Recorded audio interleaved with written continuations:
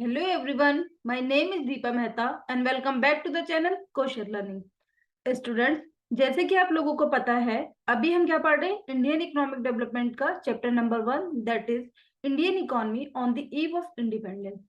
ये चैप्टर क्या है? काफी बड़ा है, इसमें बहुत सारे टॉपिक्स को कवर किया गया है, जिसकी वजह से हम चैप्टर को क्या कर रहे हैं, पार्ट वाइज पढ़ रहे हैं। अभी तक हम टोटल कितने पार्ट पढ़ चुके हैं? 3 पार्ट पढ़ चुके हैं। और ये क्या है, आज हम पार्ट 4 पढ़ने जा रहे हैं। पार्ट 4 में मतलब जितने भी हमारे रिमेनिंग टॉपिक हैं वो सारे के सारे हमारे कवर हो जाएंगे पार्ट 4 के अंदर। कैसे कैसे इस चैप्टर को हमने पढ़ा था, एक बार उसके ऊपर नजर डाल लेते हैं। अच्छा, इस पूरे चैप्टर में हमें बेसिकली टोटल 11 टॉपिक्स कवर करने थे, जिसमें कुछ सब टॉपिक भी कवर किए गए हैं। ठीक है, लेकिन मेजर आपके कितने टॉपिक है? 11 टॉपिक है, जिसमें फर्स्ट एंड सेकंड इन दोनों को हमने कवर करा था अपने पार्ट 1 में, जिसमें हमने समझा था कि कॉलोनियल एक्सप्लोरेशन क्या होता है, और उसके बाद हमने समझा था कि इंडियन इकोनॉमी के फीचर्स क्या क्या है। ठीक है, 2 पार्ट तो हमारे कवर हो गए अपने पार्ट 1 के अंदर, ये वाला एंड ये वाला। इसके बाद हमने पार्ट 2 में पढ़ा था अपना एग्रीकल्चर सेक्टर, इंडस्ट्रियल सेक्टर। ठीक है, इसके बाद हमने पार्ट 3 में पढ़ा अपना foreign trade, demographic profile, and इसके बाद डेमोग्राफी की ट्रांजिशन, मतलब किस तरीके से बदलाव हुआ। 1921 को ग्रेट ईयर ऑफ डिवाइड बोला गया, उससे पहले क्या स्थिति थी, उसके बाद क्या स्थिति हुई।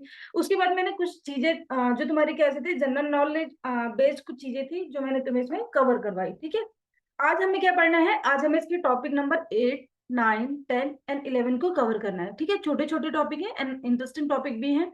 इसमें जितनी भी चीजें मेरे को लगेगा कि आपको सिलेबस के अलावा बतानी चाहिए, वो भी मैं इसमें साथ में कवर करवा दूंगी। ठीक है, तो ये क्या हमारा टोटल सिलेबस होने वाला है। चलो अपने पार्ट 4 की तरफ बढ़ते हैं कि हमें क्या क्या करना है। ठीक है, अच्छा एक छोटी सी चीज, मेरी आपसे रिक्वेस्ट है, अगर आप एक वीडियो पे इतना टाइम देते हो, मतलब आप उसको 1 घंटे तक देखते हो, तो सिर्फ उसे देख के साइड में हटा दो। आपको क्या करना चाहिए कि एक नोटबुक तैयार करो अपने, और जितनी भी आपको निमोनिक बताई जाती है ना, निमोनिक को वहां पे लिख लिया करो, और जब भी तुम्हें टाइम मिले उस टाइम पे बीच बीच में आपको क्या करना है, उसे देखते रहना है, जिससे कि आपको चैप्टर की नॉलेज के साथ साथ उसमें क्या क्या चीजें लिखी हुई हैं वो एक्यूरेट पता होना चाहिए। ठीक है, नॉलेज है वो चीज ठीक है, लेकिन एग्जाम के पॉइंट ऑफ व्यू से आपको ये वर्ड्स भी पता होने चाहिए। ठीक है, जो कि इकोनॉमिक्स के अपने वर्ड्स होते हैं। ठीक है, चलो अभी हम आगे बढ़ते हैं। देखो, अभी मैंने तुम्हें बताया था कि हमें क्या करना है, यहाँ से पढ़ना है, ऑक्यूपेशनल स्ट्रक्चर से पढ़ना है, इसके बाद इंफ्रास्ट्रक्चर के बारे में पढ़ना है, फिर रेलवे के बारे में, और उसके बाद क्या इसका कोई पॉजिटिव इम्पैक्ट रहे इंडिया में या नहीं, इसके बारे में पढ़ना है। इसके बाद ये हमारा चैप्टर क्या हो जाएगा, एंड हो जाएगा। ठीक है, तो चलो बढ़ते हैं आगे। सबसे पहले हमें पढ़ना है occupational structure on the eve of independence. सबसे पहले तो ऑक्यूपेशन का मतलब क्या होता है, तो ऑक्यूपेशन का मतलब क्या हो गया हिंदी में? अगर ऑक्यूपेशन का मतलब देखा जाए तो इसका मतलब होता है पेशा। ठीक है, व्यवसाय। तो occupational structure on the eve of independence, इसकी क्या स्थिति रही थी, इसके बारे में हमें क्या है पढ़ने जा रहे हैं। देखो, यहाँ पे आपको क्या दिया है, एक पाई चार्ट दिया हुआ है। इस पाई चार्ट को अगर आप ध्यान से देखो तो टोटल हमारे तीन कितने सेक्टर हैं? 3। अच्छा, पहले तो मैं थोड़ा सा ना इसकी हिस्ट्री बता देती हूँ कि हमारे यहाँ पे टोटल सेक्टर होते कितने। ज्यादातर बच्चों को पता होगा, लेकिन जिनको नहीं पता उनको बता देती हूँ। टोटल सेक्टर्स कितने होते हैं हमारे? Total sector in an economy, किसी भी एक इकोनॉमी को स्टडी करने के लिए उसमें टोटल कितने सेक्टर को बनाया जाता है? तो मेजरली 3 सेक्टर होते हैं। ठीक है, पहला होता है आपका प्राइमरी सेक्टर। ठीक है, प्राइमरी सेक्टर। प्राइमरी सेक्टर को और क्या बोला जाता है? प्राइमरी सेक्टर को बोलते हैं एग्रीकल्चर सेक्टर। ठीक है, जितने भी हमारे एग्रीकल्चर से रिलेटेड चीजें हैं वो सारी की सारी किस में आ जाती है? हमारी प्राइमरी सेक्टर में। एग्रीकल्चर सेक्टर, जैसे मान लो कि खेती बाड़ी करना, ठीक है, उसके ऊपर मतलब फसल उगाना, या फिर मान के चलो कि गाय भैंसों को पालना, मुर्गियों को पालना। ठीक है, ये सारी की सारी चीजें किसके अंदर आ जाती हैं? आपकी प्राइमरी सेक्टर, या फिर इसे क्या बोला जाता है? Agriculture sector. सेकंड आती है हमारी सेकेंडरी। ठीक है, सेकंड क्या है हमारा? सेकेंडरी सेक्टर, जिसको और किस नाम से जाना जाता है? इसको बोला जाता है इंडस्ट्रियल सेक्टर। क्या बोला जाता है? Industrial sector. इसमें क्या होता है? Industrial sector.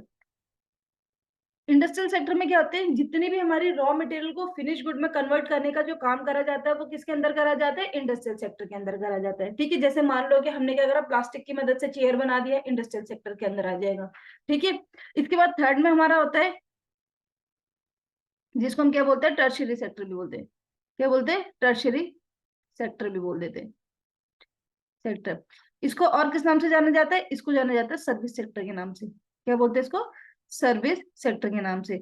जैसे मान लो कि टीचिंग, एक प्रोफेशन है, सर्विस है, किसके अंदर आ जाएगा, टर्शरी के अंदर आ जाएगा। ठीक है, इसके अलावा सपोज करो कि एक जो डॉक्टर है वो अगर अपनी कोई सर्विस प्रोवाइड कर रहे तो वो किसके अंदर आएगी, टर्शरी के अंदर आएगी। ठीक है, तो टोटल सेक्टर इन इकोनॉमी कितने हो गए हमारे, तीन, primary sector, secondary and tertiary sector. ठीक है, चलो वापस से चलते अपने टॉपिक पे। अब देखो, अगर आप इस पाई चार्ट को ध्यान से देखो तो जितनी भी सर्विसेज है, अगर आप अपने आसपास जितनी भी सर्विसेज पे अगर आप नजर दौड़ाओगे तो वो इन्हीं तीनों के अंदर कवर होगी। ठीक है, जैसे मान के चलो दो तीन का एग्जांपल ले लेते हैं। मान लो कि किसी के फादर जो है वो किसान है, ठीक है, मतलब खेतों में काम करते हैं, तो वो किसके अंदर आ जाएंगे, प्राइमरी सेक्टर के अंदर। किसी के फादर क्या है, टीचर है, तो किसके अंदर आ जाएगा, टर्शरी मतलब सर्विस सेक्टर के अंदर। किसी के फादर ऐसे हैं, उनका अपना व्यवसाय है, वो क्या करते हैं कि रॉ मटेरियल को फिनिश गुड में कन्वर्ट करने का काम करते हैं, तो किस में आ जाएगा, सेकेंडरी सेक्टर के अंदर। ठीक है, तो इसने बोला कि occupational structure refers to distribution of working population across primary, secondary, tertiary economy. क्या इसने बोला, इसने बोला ऑक्यूपेशन स्ट्रक्चर का मतलब होता है जितनी भी हमारी टोटल पॉपुलेशन है उसका डिस्ट्रीब्यूशन कैसे किया गया है इन तीन सेक्टर के अंदर, कौन सा, प्राइमरी में, सेकेंडरी में, टर्शियरी के अंदर, इसका डिस्ट्रीब्यूशन कैसे किया गया। मतलब कुछ लोग प्राइमरी में चले गए, कुछ सेकेंडरी में चले गए, कुछ टर्शियरी में चले गए। जैसे आपके स्कूल के टीचर हो गए, वो किस में आ जाएंगे, हमारे टर्शियरी सेक्टर में आ जाएंगे। अगर मैं आपको पढ़ा रही हूँ तो मैं किस में हूँ, टर्शियरी सेक्टर में हूँ। ठीक है, तो ये चीज हो गई। तो इसने बोला ऑक्यूपेशनल स्ट्रक्चर का मतलब हो गया डिस्ट्रीब्यूशन ऑफ वर्किंग पॉपुलेशन। कैसी पॉपुलेशन, वर्किंग पॉपुलेशन, मतलब कितने लोग किस काम को कर रहे हैं, इसकी स्टडी।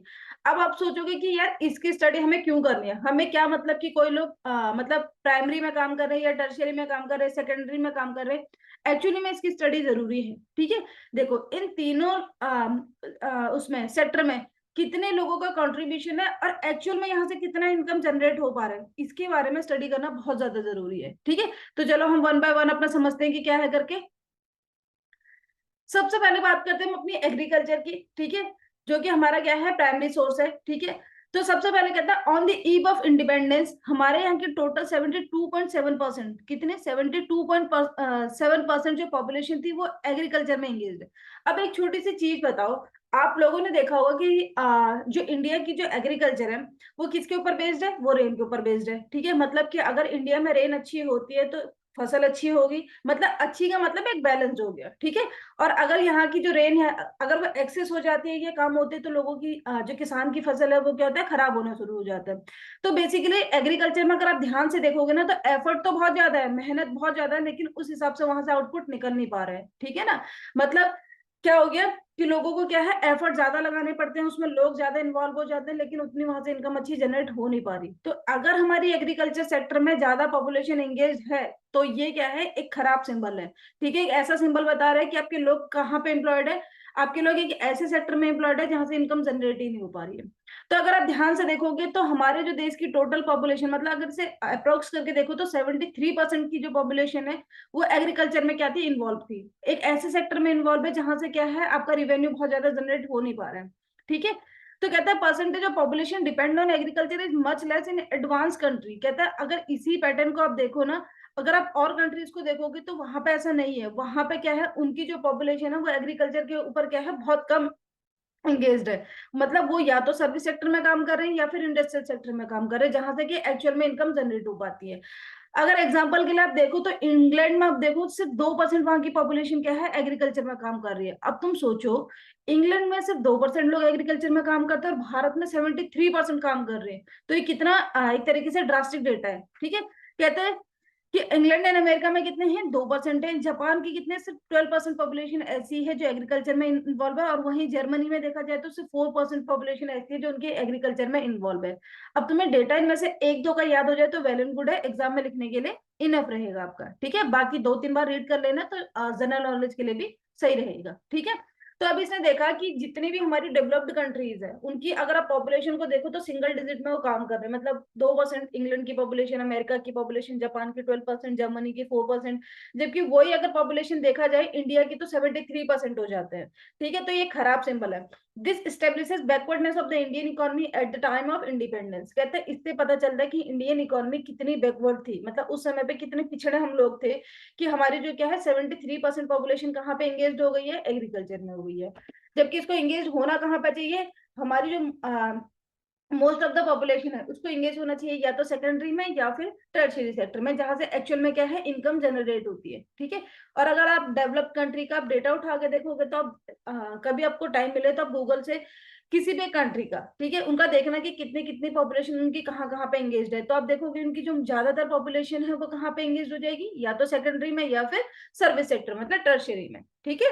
चलो अभी आगे बढ़ते हैं। एग्रीकल्चर का हमने हमने समझा कि क्या है, 73% वहां पे इन्वॉल्व थी। अभी समझते हैं इंडस्ट्री का क्या हाल था। कहता है on the eve of independence, कहता है सिर्फ 9% पॉपुलेशन ऐसी थी जो किसमें एंगेज थी, अपनी इंडस्ट्रियल सेक्टर में। अब तुम सोचोगे कि यार कितना खराब डेटा है ना, मतलब जहां पे सबसे ज्यादा इन्वॉल्व होना चाहिए वहां पे हम सबसे कम इन्वॉल्व है। मतलब सिर्फ 9% पॉपुलेशन ऐसी है जो हमारे यहाँ पे मैन्युफैक्चरिंग का काम कर रही है। एंड मैन्युफैक्चरिंग को तो आपको पता ही है कि हमारे जो ब्रिटिशर्स ने थे उन्होंने क्या हाल करके गए थे, ठीक है। तो कहते हैं एज अगेंस्ट इट, कहते हैं यूएसए की 32% पॉपुलेशन कहाँ पे इन्वॉल्व है, अपने मैन्युफैक्चरिंग करने पे। और ये चीज अगर आप इंग्लैंड में देखोगे तो उनके वहां का डेटा और भी ज्यादा बेहतर है। वहां की 42% जो पॉपुलेशन है वो कहाँ पे इन्वॉल्व है, अपनी मैन्युफैक्चरिंग में। और जापान का अगर देखा जाए तो ये 39% डेटा पहुंच जाता है, ठीक है। मतलब भारत की टोटल पॉपुलेशन का मतलब 100 में से हर एक 9 लोग क्या कर रहे हैं, सिर्फ मैन्युफैक्चरिंग का काम कर रहे हैं। बाकी सारे के सारे कहाँ पे इन्वॉल्व है, बाकी इन्वॉल्व है अपने एग्रीकल्चर में, और उसमें से थोड़ा सा हिस्सा कहाँ पे इन्वॉल्व है, सर्विस सेक्टर में। जबकि यही चीज अगर आप यूएसए में देखोगे, इंग्लैंड में देखोगे, तो इनकी 1/3 जो पॉपुलेशन है वो कहाँ पे इन्वॉल्व हो गई, अपनी इंडस्ट्री सेक्टर में। और कभी भी अगर आप बात करो कि आपकी टोटल पॉपुलेशन को कैसे इन्वॉल्व होना चाहिए, तो हमेशा बैलेंस्ड मैनर में होना चाहिए। मतलब आप एक इस तरीके से कह सकते हो कि अगर आपकी 3 सेक्टर है और तीनों सेक्टर में इक्वल इक्वल पॉपुलेशन डिस्ट्रीब्यूट हो जाती है, तो किसी भी कंट्री के लिए ग्रो करना क्या हो जाता है, इजी हो जाता है, ठीक है। लेकिन भारत में स्थिति नहीं थी, बाकी जितनी भी डेवलप कंट्री थी उनके वहां पे सेम स्थिति चल रही है। वो या तो सर्विस में इन्वॉल्व है या फिर किस में इन्वॉल्व है, आपकी इंडस्ट्री में इन्वॉल्व है। कहता है इससे दोबारा पता चलता है कि जो हमारी इंडियन इकोनॉमी थी वो on the eve of independence कैसी थी, बैकवर्ड थी, पिछड़ी हुई थी, ठीक है। आई होप चीजें समझ में आ रही होंगी कि डेटा कितनी बुरी तरीके से क्या हो रहा है, फ्लक्चुएट हो रहा है, ठीक है, इंडिया का और कंट्रीज के साथ। चलो आगे पढ़ते हैं। कहते हैं अनबैलेंस ग्रोथ, कहते हैं growth is said to be balance when all sector of the economy are equally developed. अभी मैंने तुम्हें समझाया था कि जैसे हमारे 3 सेक्टर हैं, ठीक है, 3 सेक्टर क्या होने चाहिए, इक्वली क्या होनी चाहिए, डिवाइड होनी चाहिए। जैसे मान लो कि ये हमारे 3 सेक्टर हैं, ठीक है, तो तीनों सेक्टर में क्या होना चाहिए, बराबर बराबर पॉपुलेशन होनी चाहिए। अगर टोटल 3 पॉपुलेशन है तो 1 1 1 तीनों सेक्टर में इन्वॉल्व होनी चाहिए। तभी आपकी यहाँ पे जो बैलेंस ग्रोथ कही जाएगी वो कैसी कही जाएगी, बैलेंस ग्रोथ कही जाएगी, ठीक है। कहते हैं in case of India secondary and tertiary sector were in their infant stage पे थे। अब इन्फेंट समझते हो कि क्या होते हैं, इन्फेंट स्टेज का मतलब होता है जो अभी शुरू ही मतलब जो अभी शुरू ही हुई है, ठीक है। मतलब सारी की सारी पॉपुलेशन 73% पॉपुलेशन तो आपकी कहाँ पे लग गई है, आपकी लग गई है एग्रीकल्चर में। बाकी जो थोड़ी मोड़ी पॉपुलेशन बची वो या तो आपके टर्शियरी में काम कर रही है या फिर आपकी सेकेंडरी में काम कर रही है। एंड सेकेंडरी में जो काम भी कर रही है ना, बेसिकली वो सारा क्या है, हाथों से काम हो रहा है, उसमें बहुत ज्यादा मशीनों से आपका काम होता भी नहीं था। तो ये भी एक कारण था जिसकी वजह से हमारी जो इकोनॉमी थी उस समय पे कैसी थी, एक तरीके से स्टैग्नेंट थी, रुकी हुई थी, या फिर आप कह सकते हो कि बैकवर्ड थी, पिछड़ी हुई थी। The conclusion that Indian economy at the time of independence was lopsided and therefore backward। इसने बोला इससे पता चलता है कि हमारी जो इंडियन इकोनॉमी थी उस टाइम पे कैसी थी, lopsided थी, या फिर इसको कह सकते हैं कि बैकवर्ड थी। अच्छा lopsided क्या होता है, इसका मतलब मैं तुम्हें बता देती हूँ। lopsided का मतलब होता है एक तरफ को झुका होना, ठीक है। जैसे मान लो कि क्या कहते हैं, जो इंडियन इकोनॉमी है वो एक तरफ को झुक गई है, वहां पे एग्रीकल्चर सेक्टर की तरफ आपकी सारी पॉपुलेशन कहाँ चली गई, एग्रीकल्चर सेक्टर में चली गई। तो आपकी जो पॉपुलेशन है वो कैसी होगी, lopsided। यहाँ पे लिख देती हूँ, इसका क्या होता है, वन साइडेड इंक्लाइनेशन होता है, ठीक है, वन साइड इंक्लाइनेशन मतलब एक तरफ को क्या है, ये झुकी हुई है, ठीक है। इसका जो झुकाव है, इनका जो इसका जो इंक्लाइनेशन था वो किधर की तरफ था, एग्रीकल्चर सेक्टर की तरफ था। तो अनबैलेंस ग्रोथ थी। अभी हम क्या पढ़ रहे हैं, अभी हम पढ़ रहे हैं ऑक्यूपेशनल स्ट्रक्चर कैसा था। तो ऑक्यूपेशनल स्ट्रक्चर में मैंने तुम्हें बताया, प्राइमरी सेक्टर में टोटल आपकी 73% पॉपुलेशन है, सेकेंडरी में 10%, एंड जो बची हुई आपकी जो पॉपुलेशन है वो कहाँ पे चली गई है, आपकी 17% वो टर्शरी सेक्टर में चली गई है, ठीक है। इसके बाद मैंने तुम्हें बताया एग्रीकल्चर में क्या हाल रहा हमारा, और फिर डेवलप्ड कंट्री का इंडस्ट्री सेक्टर में क्या हाल रहा, और फिर कैसी हमारी अनबैलेंस ग्रोथ है। ये 3 आपको टॉपिक कवर हो गए होंगे। अभी हम पढ़ते हैं infrastructure on the eve of independence. अगर पेपर में लिखने को आ जाता है, देखो पेपर हमें आपका लिखने को आएगा तो स्ट्रेट फॉरवर्ड क्वेश्चन पूछेगा कि बताओ फॉरेन ट्रेड की क्या स्थिति थी, या वो आपसे पूछेगा कि एग्रीकल्चर सेक्टर की क्या स्थिति थी, या ऑक्यूपेशनल सेक्टर की क्या थी। तो आपको ये डेटा क्या है इसी तरीके से मेंशन वहां पे करके आना है। ये चीजें याद कैसे रहेंगी, ये चीजें आप जब बार बार सुनोगे तो आपको क्या है, ये याद हो जाएगी। और ऑब्वियस है कि नोट्स तो अपने बनाने ही है, ठीक है। अगर नोट्स नहीं बनाते हो तो फिर क्या होता है कि एग्जाम टाइम पे आपको रिवीजन करने में प्रॉब्लम हो जाती है, ठीक है। चलो अभी हम बढ़ते हैं अपने infrastructure on the eve of independence के ऊपर, जो कि हमारे सिलेबस के हिसाब से 10th नंबर का क्या था, टॉपिक था। Infrastructure on the eve of independence कहते हैं infrastructure refers to the elements of economic change as well as social change. इसने क्या बोला, अच्छा इंफ्रास्ट्रक्चर का मतलब तुम्हें पता है क्या होता है? इंफ्रास्ट्रक्चर में कौन कौन सी चीजें हैं जिसको हम कवर कर सकते हैं, एक बार देख लेते हैं। यहाँ पे हम कई बार वर्ड सुनते हैं इंफ्रास्ट्रक्चर इंफ्रास्ट्रक्चर, इसका एक्चुअली में मीनिंग है क्या? किन किन चीजों को आप इंफ्रास्ट्रक्चर बोल सकते हो? ठीक है, जैसे रोड्स, ये आपका किस में आ जाएगा, इंफ्रास्ट्रक्चर में। हाईवेज, ये किस में आएगा, इंफ्रास्ट्रक्चर में। ठीक है, इसके बाद आपका हॉस्पिटल्स किस में आ जाएगा, इंफ्रास्ट्रक्चर में। इसके बाद आपका स्कूल्स किस में आ जाएगा, इंफ्रास्ट्रक्चर में। तो ये सारे के सारे क्या है, इंफ्रास्ट्रक्चर। ऐसी बहुत सारी चीजें हैं, मैंने सिर्फ आपको एग्जांपल के लिए बता दी ताकि एग्जाम में आ जाए तो आप लिख सको। ठीक है, आपको पता होना चाहिए कि इन चीजों को इंफ्रास्ट्रक्चर बोलते हैं। मतलब एक तरीके से जो हमारी कंट्री, उसकी जो नींव है, किन किन चीजों पर काम कर रही है, वो सारा का सारा क्या होता है, इंफ्रास्ट्रक्चर का पार्ट हो जाता है। ठीक है, चलो वापिस से चलते हैं अपने। कहते हैं infrastructure refers to the element of economic change as well as social change. इसने क्या बोला कि इंफ्रास्ट्रक्चर का मतलब भी क्या हुआ, इंफ्रास्ट्रक्चर के अंदर दो चीजों को कवर किया गया, एक इकोनॉमिक चेंजेस को और दूसरा सोशल चेंजेस को। कौन कौन से सोशल चेंजेस हुए या कौन कौन से इकोनॉमिक चेंजेस हुए, उसको समझते हैं। सबसे पहले कहते हैं infrastructure refers to the element of economic change, जिसमें क्या क्या चीजों को कवर करा जाता है, जैसे ट्रांसपोर्ट हो गया, उसके बाद कम्युनिकेशन हो गया, इसमें टेलीकम्युनिकेशन हो गया, ठीक है, बैंकिंग हो गया, पावर्स एंड एनर्जी, ये किसका हो गया, इकोनॉमिक चेंज का पार्ट हो गया। दूसरी चीज कहता है सोशल चेंज में आता है आपका ग्रोथ ऑफ एजुकेशन हो गया, हेल्थ एंड हाउसिंग फैसिलिटी हो गया, which serve as a foundation for growth and development of country. अब एक छोटी सी चीज समझो, मैं यहाँ तुम्हें ना थोड़ा डिटेल में समझाती हूँ। सोशल चेंजेस में क्या क्या चीजें आती हैं, देखो। किसी भी कंट्री के ग्रो होने के लिए वहां पे क्या होना चाहिए, उसका जो ह्यूमन कैपिटल है वो स्ट्रांग होना चाहिए। अब ये ह्यूमन कैपिटल क्या है, आप सब लोग ही क्या है, ह्यूमन कैपिटल हो। ठीक है, जैसे आप लोग क्या कर रहे हो, आज स्टडी कर रहे हो, आज पढ़ रहे हो, फिर कल को आप क्या करोगे, कल को आप या तो अपनी कुछ रिसर्च करोगे या फिर कल को किसी कंपनी के लिए जॉब करोगे या अपने लिए काम करोगे। तो आप ही क्या कर रहे हो, बेसिकली जो कंट्री है ना उसकी ग्रोथ एंड डेवलपमेंट में काम कर रहे हो। ठीक है, तो आपकी जो स्टडी है ये सोशल चेंज का पार्ट हो जाएगा। आप क्या है, फाउंडेशन स्टोन हो किसी भी कंट्री का। ठीक है, मतलब आपकी वजह से ही कंट्री में कल को क्या आने, बदलाव आने। ऐसा तो नहीं है ना कि क्या कहते हैं, कोई कंट्री बहुत ज्यादा रिच है तो अपने आप ही वर्क करेगी, नहीं। वहां की जो ह्यूमन कैपिटल है वो इसको क्या करती है, ड्राइव करती है कि वो एक अच्छे वे में जाएगा या खराब वे में जाएगा। तो ये क्या गया, सोशल चेंज का पार्ट बन जाता है। आपकी हेल्थ हो गया, आपकी एजुकेशन हो गया, आपकी हाउसिंग एमिनिटीज कैसी हैं, ये सारी की सारी किसके अंदर आती है, सोशल चेंजेस के अंदर आती है। जब हमारा सोशल चेंज अच्छा होता है तो सोशल चेंज के अच्छे होने से हमारी इकोनॉमिक चेंज। ठीक है, तो ये क्या है, एक साइकिल है बेसिकली। और अच्छा इकोनॉमिक चेंज होगा तो ऑब्वियस सी बात है कि अच्छा सोशल चेंज आएगा ही आएगा। ठीक है, तो ये क्या होता है, हमारा इंफ्रास्ट्रक्चर का पार्ट बनता है। अब समझते हैं इंफ्रास्ट्रक्चर में क्या क्या कहानी रही हमारी। कहता है the state of India infrastructure on the eve of independence can be describe in terms of following observation. क्या क्या ऑब्जर्वेशन हुई, सबसे पहले इसने बात करी रेलवेज की, किसकी करी, रेलवेज की।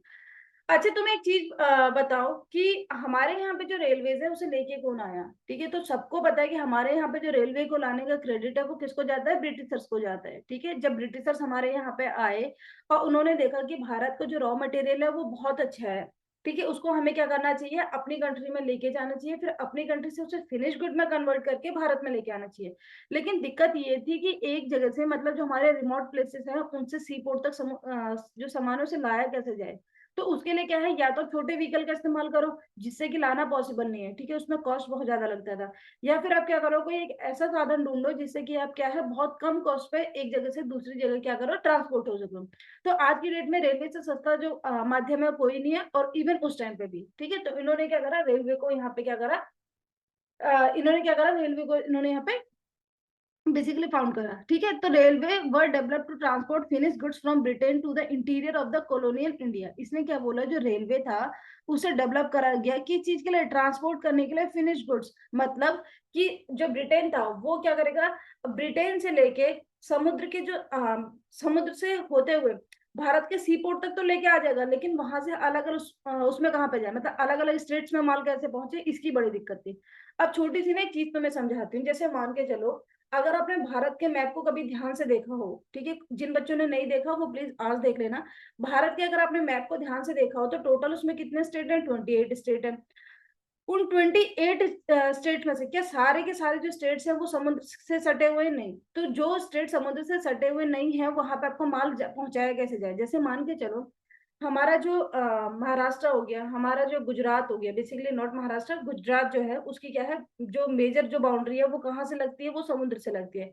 इसी तरीके से हमारा केरला हो गया, इसी तरीके से हमारा क्या हो गया, नीचे की तरफ तमिलनाडु हो गया। तो ये कुछ ऐसे स्टेट है जिनकी जो बाउंड्री है वो किससे लग जाती है? आपकी समुद्र से लगती है। तो इनके वहां पे माल पहुंचाना मुश्किल नहीं है। समुद्र तक तो आपका सॉरी, समुद्र के किनारे तक तो आपका जो माल है वो किससे आ जाएगा? आपके पोर्ट्स के थ्रू आ जाएगा। लेकिन उसके बाद अंदर माल कैसे पहुंचाया जाए? जैसे कुछ स्टेट ऐसे हैं जिनकी समुद्र से बाउंड्री लगती ही नहीं है, जैसे उत्तर प्रदेश हो गया, उत्तराखंड हो गया, बिहार हो गया, मध्य प्रदेश हो गया। तो ये कुछ ऐसे स्टेट है जहाँ पे क्या है, समुद्र का किनारा आ ही नहीं रहा।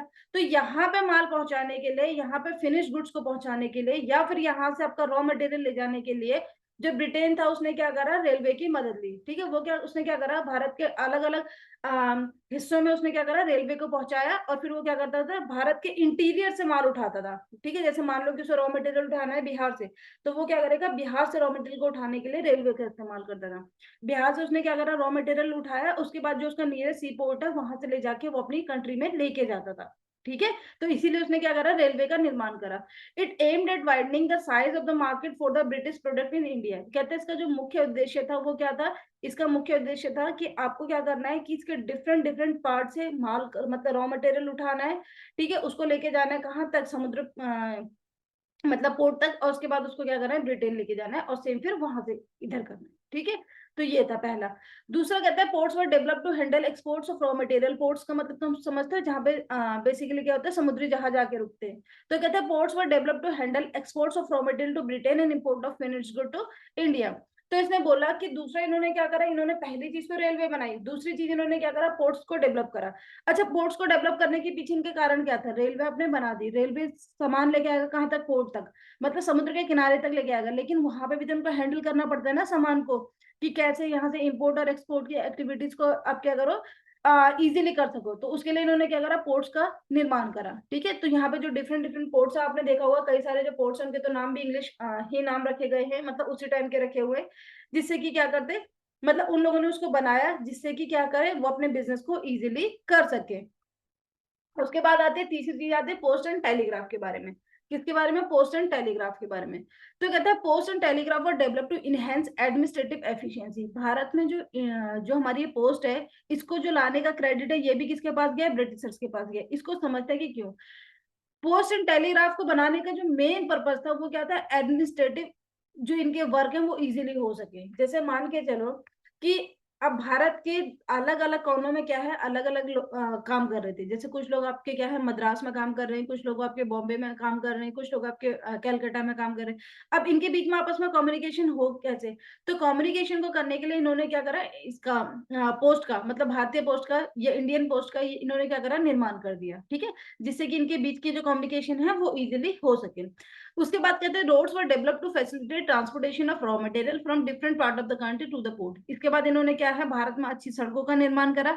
अच्छी सड़कों का निर्माण करने का मतलब भी क्या था, जिससे कि ये क्या करे, कंट्री में जो अलग अलग कोने हैं वहां से रॉ मटेरियल को लाया जा सके, कहाँ तक? रेलवे तक। और उसके बाद रेलवे से पहुंचाया जाए कहाँ तक? पोर्ट तक। और फिर पोर्ट से तो ये क्या करते थे, समुद्री जहाजों के रास्ते क्या करते थे, माल को लेके जाते थे और लेके आते थे। ठीक है, तो भारत में जो चार जो मेजर जो मेजर इनकी उपलब्धियां रही वो क्या क्या रही? पहली रेलवे हो गई, दूसरा पोर्ट्स हो गया, तीसरा आपका क्या हो गया, पोस्ट हो गया, और चौथा क्या हो गया, रोड हो गया। ठीक है, याद करने के लिए सिंपल सा है। ठीक है, 2 PR हो गया, 2 बार P और 2 बार R हो गया। ठीक है, 2 बार P का मतलब हो गया post and port, and 2 bar R का मतलब हो गया रेलवे एंड रोड्स। ठीक है, इजीली याद हो जाएगा, पेपर में आएगा तो लिख सकते हो। बहुत इजी सी लैंग्वेज में समझाने की कोशिश करें। अच्छा चलो, एक छोटी सी चीज और डिस्कस कर लेते हैं यहाँ पे। हम पर अच्छा एक चीज बताओ मेरे को, अगर हम बात करें अपनी इंडियन पोस्ट की, किसकी बात करते हैं हम? इंडियन पोस्ट की। ठीक है, तो हमारे यहाँ पे जो इंडियन पोस्ट है ये सबसे पहली बार आई कब? पहले तो मेरे को ये बताओ। ठीक है, इंडियन पोस्ट भारत में सबसे पहली बार कब आई? सबसे पहले मेरे को ये बताओ। उसके बाद यहाँ पे लिख देती हूँ। ठीक है, इंडियन पोस्ट अब की हम हमारे यहाँ पे सबसे पहले कब आई थी? 1 अक्टूबर 1854 को। ब्रिटिशर्स ने क्या करा था, पोस्ट को मतलब उन्होंने देखा कि पोस्ट भारत में क्या है, पोस्ट की जरूरत है। इंडियन 54। अगर मैं तुमसे पूछूं कि जो इंडियन पोस्ट है, मतलब इंडिया पोस्ट है, ये किसके अंडर में काम करती है, मतलब इसके ऊपर कौन सी मिनिस्ट्री है जो काम कर रही है, तो इंडिया पोस्ट काम करती है आपकी मिनिस्ट्री ऑफ कम्युनिकेशन। ठीक है, एक इसका डिपार्टमेंट है, डिपार्टमेंट ऑफ पोस्ट के नाम से, डिपार्टमेंट ऑफ पोस्ट के नाम से। और ये किसके अंडर में काम करता है, ये काम कर रहा है मिनिस्ट्री ऑफ, एक मिनट हाँ, ये काम कर रहा है ministry of communication, ministry of communication के अंडर में काम। ठीक है, अब एक छोटी सी चीज बताओ, अच्छा मैं तुम्हें एक बार बता देती हूँ, फिर से रिवाइज करवा देती हूँ। हमारे यहाँ पे जो इंडिया पोस्ट है उसको 1 अक्टूबर 1854 में उसकी क्या करी गई, फाउंडेशन रखी गई। क्यों रखी गई, ताकि जो हमारे यहाँ पे जो ब्रिटिशर्स ने क्या करा था, अपने कॉलोनियल एक्सप्लोटेशन को करने के लिए वो अपनी एडमिनिस्ट्रेटिव एक्टिविटीज को इजीली कर सके, इसके लिए उन्होंने क्या करा, इंडिया पोस्ट का एस्टेब्लिशमेंट कर दिया। कब करा, 1 अक्टूबर 1854 में। इंडिया पोस्ट आज की डेट में किसके अंडर में काम करती है, तो डिपार्टमेंट ऑफ पोस्ट क्या है, इसको रन कर रहा है, इसको एडमिनिस्टर कर रहा है। डिपार्टमेंट ऑफ पोस्ट किसके अंदर में काम करता है, तो ये करता है मिनिस्ट्री ऑफ कम्युनिकेशन के अंडर। ठीक है, अब तुम लोगों को पता होगा कि हमारे यहाँ पे जो पूरी गवर्नमेंट सिस्टम है ये कैसे करती है, मिनिस्ट्रीज के थ्रू काम करती है। जैसे मिनिस्ट्री ऑफ कम्युनिकेशन हो गया, ठीक है, फाइनेंस मिनिस्ट्री हो गया, रेलवे मिनिस्ट्री हो गया, इस तरीके से अलग अलग मिनिस्ट्री क्या है, काम करते हैं, जिससे कि क्या है, चीजों को एक बैलेंस मैनर में काम कर सके। यहां तक तो हमें समझ में आ गया, ठीक है, वेल एंड गुड है। अब एक छोटी सी चीज और बता दो कि मिनिस्ट्री ऑफ कम्युनिकेशन को हेड कौन कर रहे हैं अभी। ठीक है, मिनिस्ट्री ऑफ कम्युनिकेशन को हेड कौन करते हैं, जरा ये भी बताओ। तो मिनिस्ट्री ऑफ कम्युनिकेशन को हमारे हेड कौन कर रहे हैं, इनका नाम है अश्विनी वैष्णव। क्या इनका नाम है, अश्विनी वैष्णव। ठीक है, अभी रिसेंट में ये है, ठीक है, बाद में चेंज हो जाते हैं, मतलब थोड़े थोड़े समय में ही चेंज हो जाते हैं। तो अभी इनका नाम क्या है, अश्विनी वैष्णव, कौन है, हमारे मिनिस्ट्री ऑफ कम्युनिकेशन है। ये तो हो गई पोस्ट के बारे में बात। अब मेरे को एक छोटी सी चीज और बताओ, थोड़ा सा रेलवे के बारे में भी पढ़ लेते हैं, ठीक है ना, इंडियन रेलवे के बारे में भी पढ़ लेते हैं, क्योंकि इंडियन पोस्ट एंड इसके बारे में, दोनों के बारे में हम क्या है अभी पढ़ के आए हुए हैं। तो इंडियन रेलवे के बारे में और पढ़ते हैं। ठीक है, इंडियन रेलवे के बारे, first time Indian Indian railway जो है, ऑब्वियस सी बात है ब्रिटिशर्स लेके आए थे। तो फर्स्ट टाइम हमारे यहाँ पे रेलवे होना चाहिए, रेलवे सिस्टम होना चाहिए, इस चीज की कब स्टेब्लिशमेंट, इसका स्टेब्लिशमेंट कब हुआ है, तो इसका स्टेब्लिशमेंट आपका हुआ है 16 अप्रैल 1853 में। कब हुआ, 1853 में, 16 अप्रैल 1853 में। ठीक है, लेकिन फर्स्ट टाइम रन कब हुई थी, जो हमारी फर्स्ट टाइम रन हुई, ये कब हुई थी, तो ये हुई थी आपकी बहुत ही, जो हमारी एक प्राउड वाली डेट है, 15 अगस्त 1854 में। 1854 में ही आपका क्या हुआ था, रेलवे आया था, एंड 1854 में ही आपका क्या आया था, इंडियन पोस्ट आया था। ठीक है, तो ये डेट आपको याद करना इजी रहेगा, और इंडियन रेलवे तो आपको याद करना बहुत ही इजी रहेगा कि आपका 15 अगस्त 1854 में पहली बार क्या करा गया, चलाया गया। कहाँ से कहाँ तक आपकी पहली ट्रेन चलाई गई थी, तो ये चलाई गई थी आपकी हावड़ा से, हावड़ा टू हुगली। कहाँ पे चलाई गई थी, हावड़ा टू हुगली। ठीक है, इसको क्या करा गया था, चलाया गया था। एक छोटी सी चीज और मेरे को बताओ, इंडियन रेलवे जो है वो कौन सी मिनिस्ट्री के अंदर काम कर रहा है, तो बहुत ही याद है, ministry of railway, ministry of railway के अंदर ये क्या करता है, काम करता है। यहाँ तक भी चीजें समझ में आ गई। एक लास्ट चीज और, मिनिस्ट्री ऑफ रेलवे को हेड कौन कर रहा है अभी। ठीक है, तो मिनिस्ट्री ऑफ रेलवे को हेड कर रहे हैं, कि एक तरीके से बोनस पॉइंट है जो तुम्हें इजीली याद हो जाएगा, इसको भी हेड कर रहे हैं अश्विनी वैष्णव। कौन कर रहे हैं, अश्विनी वैष्णव। तो क्या हो गया, यहाँ पे एक छोटी सी चीज तुम्हें समझ में आई कि दोनों के स्टैब्लिशमेंट ईयर भी सेम है।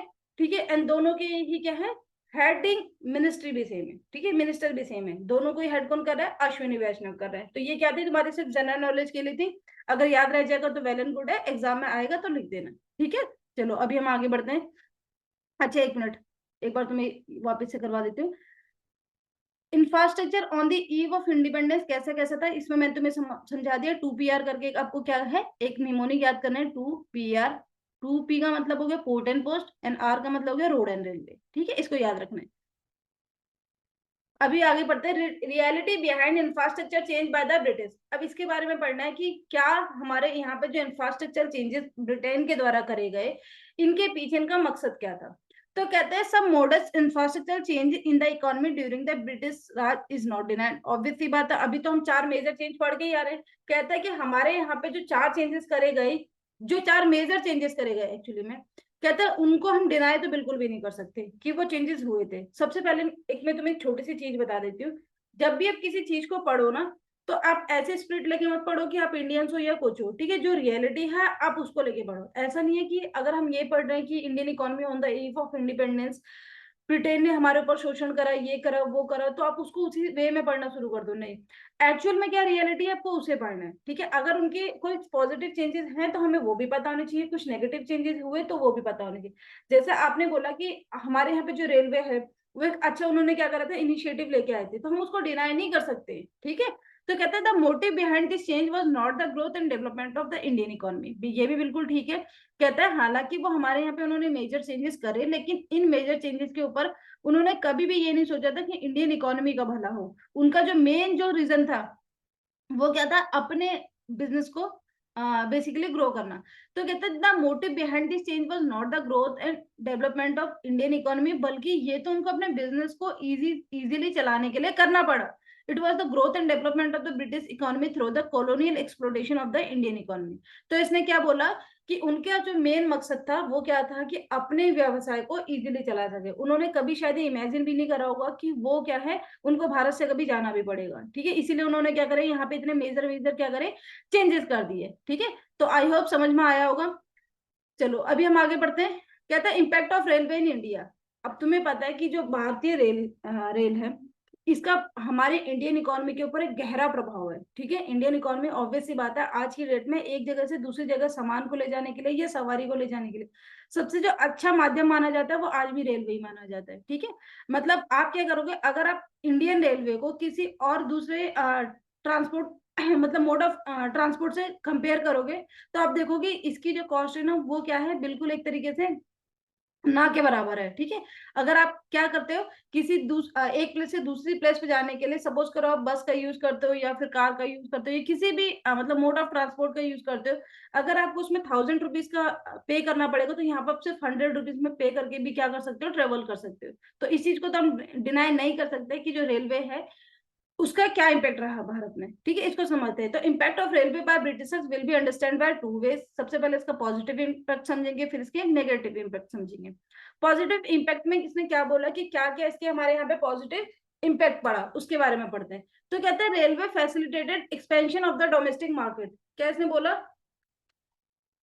इसने बोला रेलवे जो है उसने फैसिलिटेट करा expansion of domestic market, accordingly export and import of the country showed a significant rise. क्या इसने बोला, इसने बोला सबसे पहले तो रेलवे के आने के कारण डोमेस्टिक मार्केट का एक्सपेंशन हुआ। कैसे एक्सपेंशन हुआ, अब रेलवे की मदद से एक प्लेस से दूसरी प्लेस पे सामान आराम से जा सकता था। जैसे मान के चलो कि आज की डेट में तुमने देखा होगा जो कश्मीर से एप्पल है वो क्या है, नॉर्दर्न में आ जाते हैं, ठीक है। जो कश्मीर का एप्पल है वो सॉरी साउथ में चला जाता है या ईस्ट में चला जाता है, वेस्ट में चले जाता है। ये किसकी वजह से पॉसिबल हो पा रहा है, बिकॉज ऑफ रेलवे, ठीक है।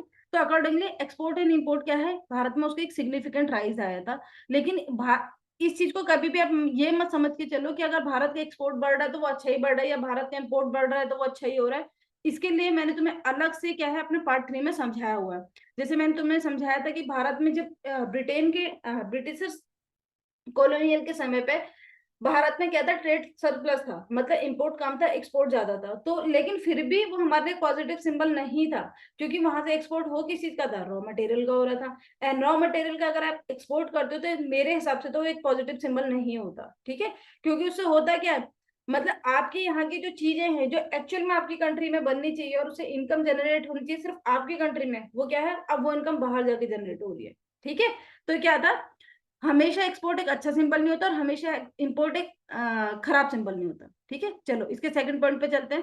कहता है रेलवे ने फैसिलिटेट करा कमर्शियलाइजेशन ऑफ एग्रीकल्चर। बिल्कुल इस चीज को हमने समझा था कि हमारे यहाँ पे भारत में जो थी वो एग्रीकल्चर कैसी थी, तो हम मैंने समझाया था आपको कि हमारे यहाँ की जो एग्रीकल्चर थी वो कैसी थी, सब्सिस्टेंस एग्रीकल्चर थी। सब्सिस्टेंस एग्रीकल्चर का मतलब होता है निर्वाह खेती, जहां पे सिर्फ हम अपने कमाने खाने भर के क्या करते हैं, ग्रो करते हैं। लेकिन रेलवे के आने के बाद कमर्शियलाइजेशन ऑफ एग्रीकल्चर पॉसिबल हो पाया था। कमर्शियलाइजेशन ऑफ एग्रीकल्चर, ये मैंने तुम्हें पार्ट 1 में बहुत डिटेल में समझाया कि क्या होता है, क्या इससे हमें बेनिफिट है, जहां पे मैंने तुम्हें कॉफी का और व्हीट का एक एग्जांपल दिया था। ठीक है, तो कहता है railway facilitated commercialisation of agriculture as goods could then be move to distance places. आगे बढ़ते हैं, कहता है this employed a modest change in the outlook of the farmers. कहता है ऑब्वियस सी बात है, इसने जो फार्मर है, किसानों के देखने के तरीकों को क्या करा, चेंज करा। They started viewing farming as a business. इसके बाद उन्होंने क्या करा, जो फार्मिंग है उसे एज ए बिजनेस की तरह लेना शुरू करा, ना कि वो सिर्फ उसमें सब्सिस्टेंस मतलब अपने खाने भर का कमाते थे।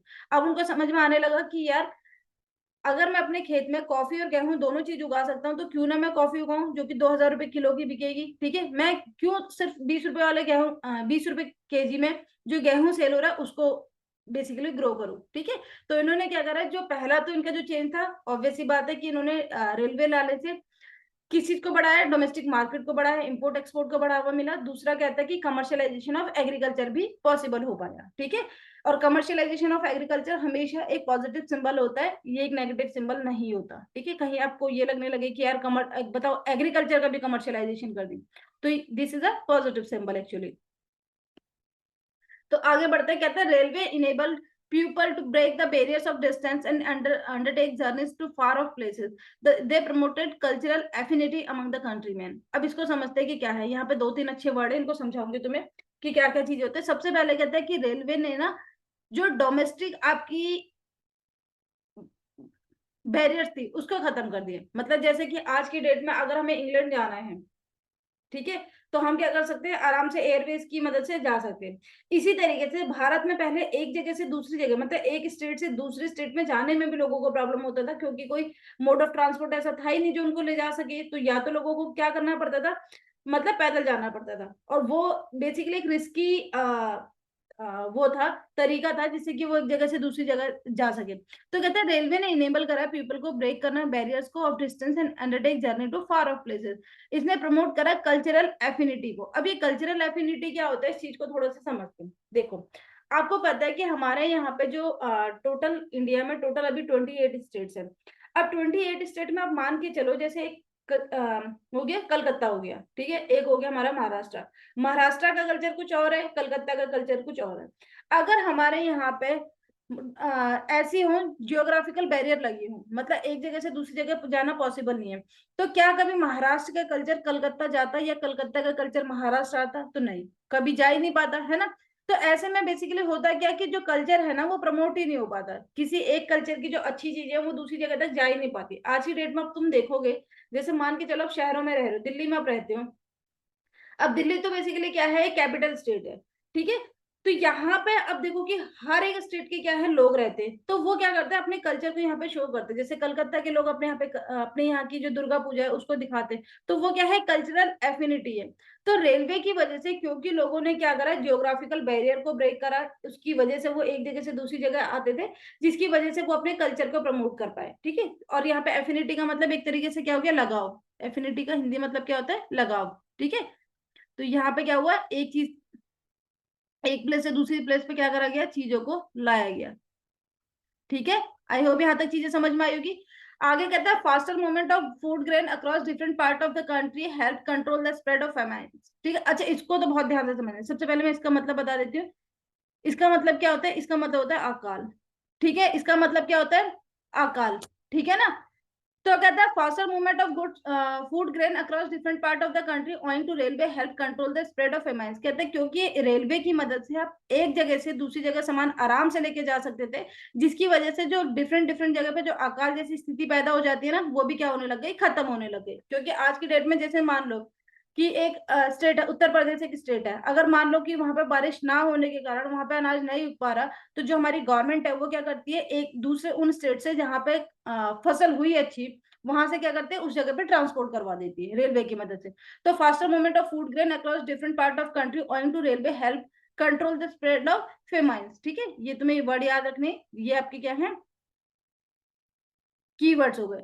इसके बाद कहता है food supply could reach the people before they were driven to starvation. तो कहता है कि रेलवे की मदद से अब जो गवर्नमेंट है वो क्या करती है, आराम से एक जगह से दूसरी जगह फूड पहुंचा देती है, जिससे कि स्टारवेशन जैसी जो स्थिति है उनको रोका जा सके। स्टारवेशन आप लोगों को सबको पता होगा कि क्या होता है स्टारवेशन का मतलब, तो एक तरीके से भूखमरी। ठीक है, चलो अभी हम आगे बढ़ते हैं। यहाँ पे स्टारवेशन वर्ड को याद रखना है। अब हम आगे बढ़ते हैं अपना। अभी हमने क्या पढ़े, पॉजिटिव इंपैक्ट पढ़े। एक बार पॉजिटिव इंपैक्ट तो मैं दोबारा समझा देती हूँ। एक्सपोर्ट एंड इम्पोर्ट का बढ़ना, दूसरा कहता है कमर्शियलाइजेशन ऑफ एग्रीकल्चर, तीसरा कहते हैं cultural affinity, and fourth one is spread of famines, मतलब जो ये है इसको क्या करना, कंट्रोल करना। ठीक है, मतलब जो अकाल जैसी स्थिति आ रही है, भुखमरी जैसी स्थिति आ रही है, उनको रोक पाती थी गवर्नमेंट किसकी मदद से, रेलवे की मदद से, क्योंकि रेलवे की मदद से एक जगह से सामान दूसरी जगह बहुत इजीली पहुंचाया जा सकता है। चलो अभी हम पढ़ते हैं इसके नेगेटिव इम्पैक्ट्स के बारे में कि नेगेटिव इम्पैक्ट्स क्या रहे। देखो, पॉजिटिव इम्पैक्ट तो बाय चांस आए, ठीक है, क्योंकि अब देखो इंडियन रेलवे उन्होंने बना दी, वो उसे खाड़ के तो अपने घर नहीं ले जा सकते, मतलब अपने ब्रिटेन में नहीं ले जा सकते, तो रहेगा हमारे पास ही। तो वो तो उसके कुछ पॉजिटिव इम्पैक्ट बाय चांस रहे, ठीक है, मतलब वो एक तरीके से आप कह सकते हो कि बाय प्रोडक्ट ही रहा वो। अदरवाइज उनका जो मेन जो था वो तो क्या था, इंडियन इकोनॉमी को एक्सप्लोइट करना था। ठीक है, तो समझते हैं कि इसके नेगेटिव इम्पैक्ट क्या क्या रहे। रेलवे ने कंट्रीब्यूट करा colonial exportation of the Indian economy. ठीक है, वेरी ट्रू, स्टार्टिंग से हम ये समझते आ रहे हैं। कहते हैं क्योंकि प्राइमरी गुड्स जो थे उनको ले जाया जाता था इजीली, कहाँ पे, उनको इजीली ट्रांसपोर्ट करा जाता था सी पोर्ट पे, जहां से जो ब्रिटेन थी वो क्या करती थी, इन रॉ मटेरियल को अपने कंट्री में अपने पास लेके चली जाती थी। तो मतलब यहाँ से क्या हो रहा है, रॉ मटेरियल जा रहा है कहाँ पे, ब्रिटेन में, और वहां से क्या हो रहा है, फिनिश गुड आ रहा है कहाँ पे, भारत में। तो फिनिश, पहली चीज तो ये हो गई कि यहाँ से रॉ मटेरियल इजीली एक्सपोर्ट हो रहा है आपका। दूसरा कहता है कि अपना फिनिश गुड भी तो इजीली लॉन्च कर दे रहे हैं वो भारत की जो इकोनॉमी है वहां पे। तो कहता है could be easily transported to the interior of country for the purpose of sale. मतलब क्या हुआ, यहाँ से रॉ मटेरियल जा रहा है, जैसे मान के चलो एक छोटा सा एग्जाम्पल लेके चलते हैं। ठीक है, हालांकि मैं एग्जांपल एक बार पहले भी दे चुकी, लेकिन मैं फिर से दे रही हूँ जिससे कि आप लोगों के दिमाग में एक इमेज बन जाए कि अच्छा ऐसी कहानी थी करके।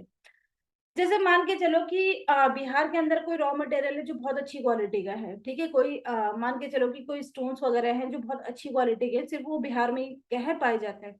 तो अब इन्होंने क्या करा, बिहार से बेसिकली लेके कैसे आए जाए, जैसे मान लो कि हमें ले जाना है गुजरात के थ्रू। ठीक है, तो गुजरात के थ्रू अगर हमें लेके जाना है, पर वो वहां तक आए कैसे, गुजरात तक आए कैसे। तो इन्होंने क्या करा कि वहां से बिहार से लेके गुजरात तक का एक रेलवे बना दे कि भाई इस रूट से क्या है, ये सामान कहाँ है, गुजरात तक पहुंचाया जाएगा, क्योंकि गुजरात तो बिल्कुल समुद्र के किनारे है। वहां तक सामान जाएगा और उसके बाद वहां से वो क्या करेंगे, पोर्ट्स के थ्रू क्या करेंगे, मतलब समुद्री जो जहाज होते हैं उनके थ्रू क्या करेंगे, ब्रिटेन लेके चले जाएंगे। एंड सेम चीज उन्होंने क्या करा अपने इंपोर्ट को बढ़ावा देने के लिए भी। तो इसने बोला spread of railway led to the spread of domestic market too for the British products. तो इन्होंने बोला कि अगर देखा जाए तो इंडियन रेलवे की वजह से हुआ क्या, इंडियन रेलवे की वजह से ही भारत को जो एक्सपोर्ट एंड इम्पोर्ट है उसको बढ़ावा मिला। भारत से रॉ मटेरियल बाहर चला गया और बाहर से बना हुआ जो फिनिश गुड्स है वो भारत में आने लगा। ये हुआ किसकी वजह से, ये हुआ सिर्फ और सिर्फ रेलवे की वजह से। तो कहता है was there any positive impact of the British rule in India. तो कहता है कि क्या भारत में ब्रिटेन का कोई पॉजिटिव इम्पैक्ट भी रहा, तो इसको समझते हैं। तो कहता है certainly not if the impact of British rule is studied with reference to motive of the British government.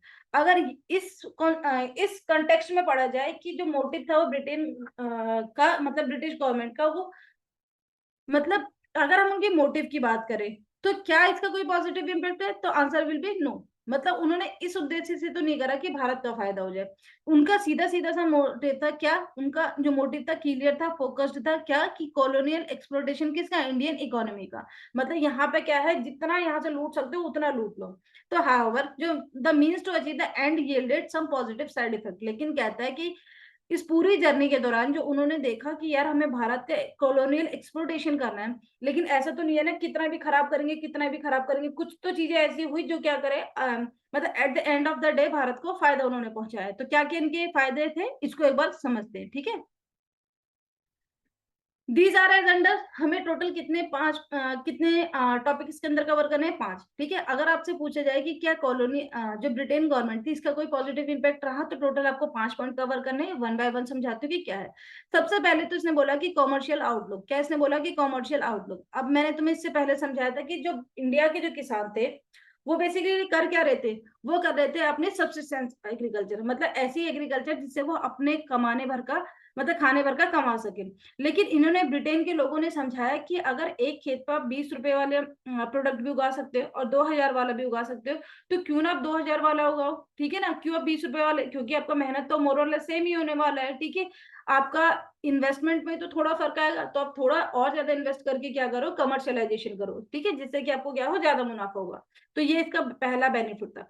तो अगर भारत में देखा जाए कि कमर्शियलाइजेशन ऑफ एग्रीकल्चर का जो क्रेडिट है वो किस दिया जाता है, तो ऑब्वियस सी बात है, ब्रिटेन को। तो force commercialisation of agriculture under the British rule exposed the subsistence farming to uncertainties of the market, but it also led to the gradual change in outlook of the farm. तो कहता है obvious सी बात है कि इन्होंने क्या करा, इन्होंने हालांकि करवाया तो अपने फायदे के लिए ही था, क्योंकि इनको पता था कि जितना ज्यादा ये लोग अर्न करेंगे उतना ही ज्यादा इनको मुनाफा होगा, मतलब इनको टैक्स मिलेगा। तो इन्होंने बोला कि इन्होंने क्या करा, जो ब्रिटेन ने भारत के जो किसान थी उनकी सोच में चेंज एक तरीके से लेके आया, और चेंज भी कैसा था, ग्रेजुअल चेंज था। लोगों ने देखना शुरू करा कि हाँ यार, जो कमर्शियलाइजेशन ऑफ एग्रीकल्चर है वो ज्यादा बेनिफिशियल है in comparison to subsistence farming. तो farmer started considering market price of the produce as an important determinant of the production decision. तो अब जो किसान थे, जो इनकी पहले जो थॉट प्रोसेस था कि इनको क्या करना है, अपनी परिवार पालना है, उससे इनका जो थॉट प्रोसेस था वो चेंज हुआ कहाँ पे, इनका थॉट प्रोसेस चेंज हुआ मार्केट प्राइसिंग को लेके। अब ये देखने लगे कि अगर मेरे को एक चीज को उगाना है तो उसमें मेरे को ये नहीं देखना कि मैं अपनी फैमिली को बेसिकली एक अपनी फैमिली को ड्राइव कर पाऊंगा या नहीं कर पाऊंगा, बल्कि ये देखते थे कि मार्केट में इनके प्रोडक्ट के अच्छे दाम मिल पाएंगे या नहीं मिल पाएंगे, ठीक है। तो पहला हो गया कमर्शियल आउटलुक ऑफ फार्मर। उसके बाद अगला क्या था, new opportunities for employment. Obvious सी बात है, कहते हैं रेलवे के आने के बाद spread of railway and roadways open up new opportunities for the economic and social growth. अब तुम्हें एक चीज पता है कि जो रेलवे है, जो रोडवे है, ये किसके अंदर आते हैं, ये आते हैं हमारे इकोनॉमिक ग्रोथ के अंदर। तो कहता है कि अगर आपने रेलवे को यहाँ पे बनाओगे, आप रोडवेज को यहाँ पे बनाओगे, आप पोर्ट सर्विसेज को यहाँ पे लेके आओगे, पोस्टल सर्विसेज को यहाँ पे लेके आओगे, तो ऐसा तो है नहीं कि जो ब्रिटेन के लोग हैं वो ब्रिटेन से लेबर भी उठा के लेके आएंगे, नहीं, लेबर तो वो इंडिया की यूज करेंगे ना। तो इसने बोला कि रेलवे एंड रोडवेज के आने के बाद हुआ क्या कि भारत का जो इकोनॉमिक एंड सोशल दोनों ही ग्रोथ में बेसिकली बढ़ोतरी हुई। अभी आप सोचोगे कि इकोनॉमिक ग्रोथ तो हमें समझ में आता है, सोशल ग्रोथ कैसे हुआ। अरे सोशल ग्रोथ कैसे हुआ, एक जगह से दूसरी जगह जाना इजी हो गया, तो वो बच्चे या वो लोग जो उस समय पे स्टडी नहीं कर पा रहे थे बिकॉज ऑफ डिस्टेंस प्लेसेस, अब वो क्या कर सकते थे, एक जगह से दूसरी जगह मूव कर सकते थे, ठीक है। तो ये क्या हुई, नई अपॉर्चुनिटीज आई एम्प्लॉयमेंट के लिए। उसके बाद कहते हैं मॉनेटरी सिस्टम ऑफ एक्सचेंज। कहते हैं there was a transition from the barter system of exchange to the monetary system of exchange. Growth of monetary system of exchange ने फैसिलिटेट करा division of labour, specialisation and large scale production. कहते हैं कि obvious सी बात है कि हमारे यहाँ पे क्या करा गया, बार्टर सिस्टम को खत्म करके मॉनेटरी सिस्टम को लेके आया। एंड तुम्हें मॉनेटरी सिस्टम के क्या क्या फायदे हैं, इस चीज को जानने के लिए आपको क्या करना पड़ेगा, एक मनी हमारा चैप्टर है, I guess chapter number 5, yes, chapter number 5 है आपका मैक्रो इकोनॉमिक का। तो उसको क्या है, ध्यान से देखना पड़ेगा, तभी आपको समझ में आएगा कि कैसे कैसे हमारे यहाँ पे मॉनेटरी सिस्टम में चेंज आया था करके, ठीक है। तो ये हो गया। आगे हम पढ़ते हैं कंट्रोल ऑफ फेमिन्स। इसका मतलब मैंने तुम्हें बता दिया कि इसका मतलब हिंदी में क्या होता है, इसका मतलब होता है अकाल। एक बार फिर से यहाँ पे लिख देती हूँ, ठीक है।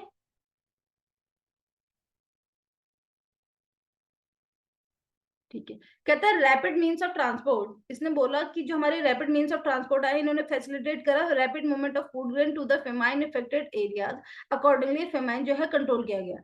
अब पहले क्या होता था, मैं तुम्हें समझाती हूँ कि जब हमारे यहाँ पे रेलवे नहीं आया था, तो जैसे मान लो कि एक प्लेस है ओडिशा, मान लो, ठीक है, ओडिशा में मान लो कि वहां का एग्रीकल्चर बहुत अच्छा नहीं हो पाया, वहां पे बारिश अच्छी नहीं हुई या बहुत ज्यादा बारिश होने के कारण वहां पे क्या है, उन किसानों की फसल खराब हो गई। अब क्योंकि एक जगह से दूसरी जगह आप जा नहीं सकते हो, तो दिक्कत क्या होती थी, वहां के जो लोग थे उनको फेस करना पड़ता था, किसी को फेमाइंस को उनको फेस करना पड़ता था, स्टारवेशन को, जिसकी वजह से जो डेथ रेट था वो क्या था, बहुत ज्यादा हो गया था। अब इन्होंने बोला रेलवे के आने के कारण अगर किसी पर्टिकुलर प्लेस पे फेमाइन हो भी जाती है, काल पड़ भी जाता है, तो जो हमारी गवर्नमेंट है वो क्या करती है, एक जगह से दूसरी जगह इजीली रेलवे के थ्रू सामान पहुंचा देती है। तो इसने बोला कि कहीं ना कहीं जो पॉजिटिव इफेक्ट एक और आया, वो ये आया कि अब आप अपने फेमाइंस को, अकाल को, स्टारवेशन को क्या है, कंट्रोल कर सकते हो। इसके बाद very last point is efficient system of administration. इसने बोला कि ऑब्वियस सी बात है, the British government in India left a legacy of N efficient system of administration. कैसे एडमिनिस्ट्रेशन करा जाता है, इसको एक तरीके से लेगेसी के रूप में देखती है भारत की, ब्रिटेन ने क्या है उनको एडमिनिस्ट्रेशन करना सिखाया। This served as a ready reference for our politicians and planners. उन्होंने क्या करा, रेडी रेफरेंस को एक तरीके से छोड़ के गए, किसके लिए, हमारे पॉलिटिशियंस के लिए, इन प्लानर्स के लिए, ठीक है, कि किस तरीके से हमारे जो पॉलिटिशियंस है, या किस तरीके से हमारे जो आने वाले पॉलिटिशियंस थे वो अपने एक आजाद भारत को देख सके, ठीक है। तो ये क्या था, एफिशिएंट सिस्टम ऑफ एडमिनिस्ट्रेशन, ये किसने सिखाया था, ब्रिटेन ने सिखाया था। तो यहाँ पे मैंने तुम्हें बताया था कि टोटल 5 पॉइंट कवर करने हैं। अभी इन 5 पॉइंट को याद कैसे रखना है उसको भी समझ लेते हैं। Positive impact of British rule in India में आपको क्या करना है, एक वर्ड याद करना है, कोम्फा। क्या याद करना है, कोम्फा। और इस कोम्फा को याद करने के लिए आपको करना क्या है ये समझा। सबसे पहले कॉन्फा में आपको जो मेन वर्ड है वो ले लेना है, इसको याद करना है, कमर्शियल आउटलुक, देन इसमें न्यू अपॉर्चुनिटीज, फिर मॉनेटरी सिस्टम, और उसके बाद फेमाइंस, एंड इसके बाद हमारा हो गया एडमिनिस्ट्रेशन। ये क्या हमारे मेन वर्ड्स हो गए, ठीक है। अगर पेपर में लिखने को आ गया तो आपको क्या है, इस तरीके से इनकी हेडिंग लिख के आनी, फिर अंदर के डिटेल लिख के आने। अगर आप हेडिंग लिख पाते हो, अगर आपको हेडिंग याद है, तो अंदर की डिटेल आपको कभी भी याद करने की जरूरत नहीं पड़ती। अगर आपने उसे सुना हुआ है, एक दो बार पढ़ा हो, तो आप बहुत इजीली लिख सकते हो। दिक्कत कहाँ पे आती है, उसकी हेडिंग को लिखने में। अब हेडिंग को याद रखना मेजर इशू है ना। तो हेडिंग को याद करने के लिए मैंने यहाँ पे क्या करे, 5 पॉइंट लिखे, जिसमें मैंने लिखा कि commercial outlook of farmer, second one is new opportunities of employment, third one is monetary system, fourth one is control of famine, and फिर एफिशिएंट सिस्टम ऑफ एडमिनिस्ट्रेशन। तो ये 5 पॉइंट में जो इनके हाईलाइटेड वर्ड है, इनको आपको मेजरली याद रखना है। अगर ये याद रख लोगे तो पीछे के वर्ड अपने आप ही क्या होते हैं, दिमाग में क्लिक हो जाते हैं। वर्ड याद क्या करना है, कोम्फा। क्या वर्ड याद करना है, कोम्फा। कोम्फा का मतलब क्या होता है, कॉम मतलब कॉमर्स, तो आप क्या लिखोगे, कॉमर्स लिया, एफ का मतलब फिर, और ए का मतलब अकाउंट। तो यहाँ पे लिए कॉमर्स लिया, फिर अकाउंट्स पढ़ा, ठीक है, इजीली सा वर्ड है।